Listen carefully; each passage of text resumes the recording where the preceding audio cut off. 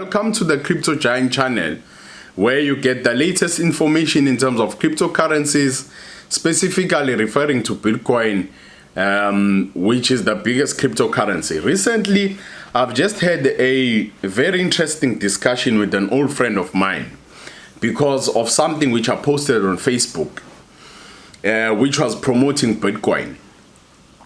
And he wanted to find out what is the true value for Bitcoin.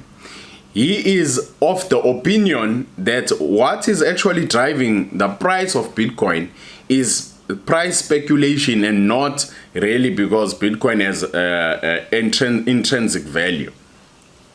And I said to him, Bitcoin is a cryptocurrency which is digital, decentralized. It is not owned by any government entity. It is borderless. You can send Bitcoin to someone in whatever country and he can receive it in a matter of minutes, and he can exchange it to whatever currency at the country that he is in. But still he was not convinced. And speculation basically means that you buy a particular asset or commodity or whatever with the hope that the price will go up. And he says that's actually what is driving the value of Bitcoin. Bitcoin does not have any intrinsic value or true value. And then I said to him, I referred him to my previous posts or previous YouTube clips which I've put out there, where I explained two economic principles for anything to have value, which is scarcity and utility, which means anything which is scarce, it must be difficult to find, and there must be some work involved in finding it. Yeah, basically. And then utility, that particular thing must have useful properties which will make people want to use it. But still he wasn't convinced. And I said to him that anything, whether it's a commodity or specifically when it comes to commodities, what determines the price of anything, it's based on the market forces. It's based on supply, the rule of supply and demand. And I made an example to him with regards to Apple. With what determines the price of an apple? What is the true value of an apple, and what is the true price of an apple? Because here in South Africa, one apple, it's around 3 rands. And I have a friend of mine who's in France, who he told me that the price of an apple in France is 30 rands. It's about 20 rands, sorry.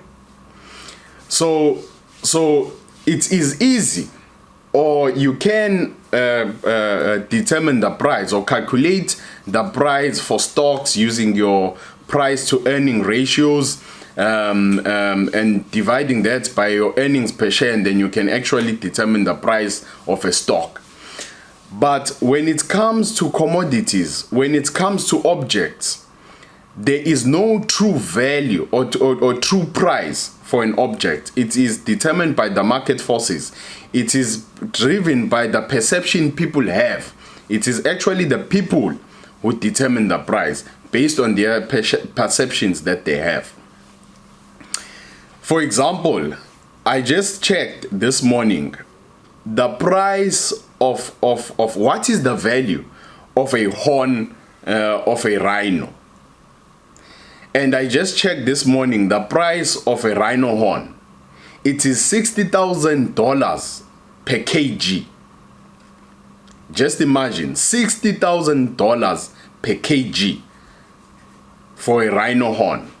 And rhino horns are mostly used in China, in China traditional medicines, and also they are just used by wealthy people to depict their wealth, or to be seen that they are wealthy. It's something which is nice to have. It's like a trophy. So if you compare that with Bitcoin, and you understand the actual value of Bitcoin. Bitcoin, it is a digital currency which is decentralized, and it's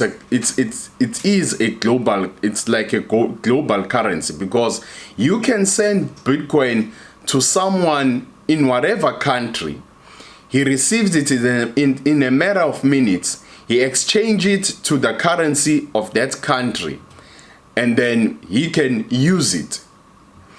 But when you look at the current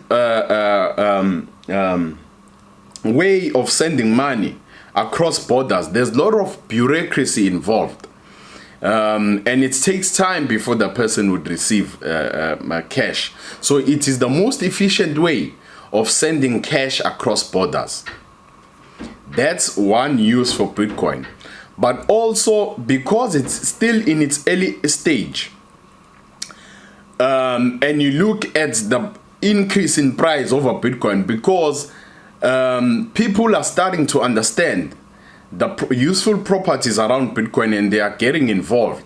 The demand is increasing, and if you understand that the supply of Bitcoins every 4 years, it halves in number. So the supply is dropping, the demand is increasing, then economics says the price of Bitcoin has to increase.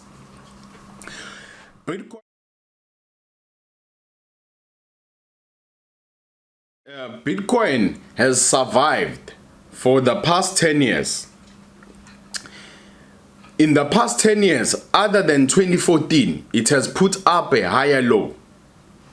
So which means that every single year, the Bitcoin is growing. The Bitcoin market capitalization has grown. If you look at the fundamental indicators, the Bitcoin market capitalization has increased. It has put in a higher low. The hash distribution rate has increased. The Bitcoin wallet has increased. So Bitcoin wallets, there's more people who are opening Bitcoin wallets, and they're starting to transact in Bitcoin, whether it's transacting or using it as a store of value. The hash rate distribution has increased, which means there's a lot of people who are mining or starting to mine the Bitcoin.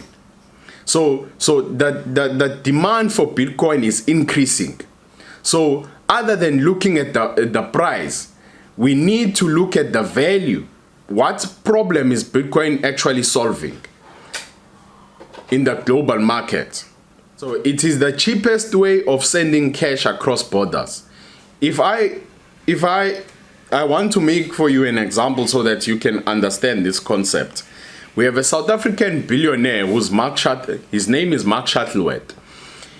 He challenged the South African government due to the amount of tax which was imposed on him when he moved 2.5 billion rands across offshore. He was charged a tax of 10%, so he ended up paying 250 million rands for moving 2.5 billion rands offshore. He put that to the courts, but he lost the case. And I compared that to Bitcoin, and I did the calculation this morning. If he had converted the 2.5 billion rands and used or transacted or sent the cash through Bitcoin, he would have paid a fee amounting to about 0.03%. So if you compare the transactional fees of sending cash across borders with the current traditional system of sending cash across borders, the tax which is imposed and the time and the bureaucracy which is involved with that, it just does not compare. Slowly people are going to move towards Bitcoin. And also, if you consider the report from McKinsey that there's about 2.2 trillion rands last year which was moved globally, and that becomes your foundation for your assumption of what would happen if Bitcoin can take only 5% of that market cap, and what can happen if Bitcoin can only take 5% of the market cap for gold, which is currently at 7.7 trillion. That automatically will push the Bitcoin price to 27,000 US dollars, which is about 405,000 rands. And if you make an assumption, because I think that's a very conservative assumption, what will happen if Bitcoin can take 10% of that market cap? That will push the Bitcoin price to about 54,000 US dollars. That's about 810,000 rands. So it's not pure speculation, which is not speculation which is coming from thin air. It's speculation which is driven by fundamentals. It's speculation which is driven by technicals. It's speculation which is driven by real economic principles. Bitcoin, we have not seen the value which Bitcoin is going to bring to the world. This is untested water yet. Bitcoin is going to be huge, and I would advise everyone that this is the early stages. It's the right time to get involved. Please get more information on Bitcoin. Don't only rely on the economists which are analyzing because they want to protect the current status quo. Thank you.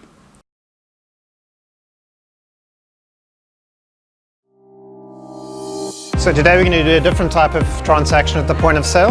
We're going to buy dried fruit using Bitcoin. So the cashier scans the article. I tell the cashier I'm going to pay using Bitcoin. In the meantime, I fire up the Luno app, choose the scan option. Electrum now makes a call to Luno, who now issues us with a QR code, which we now scan. And it tells you how many Bitcoin you're going to be spending. And off you go. So there you see the first Bitcoin transaction at a pick and pay point of sale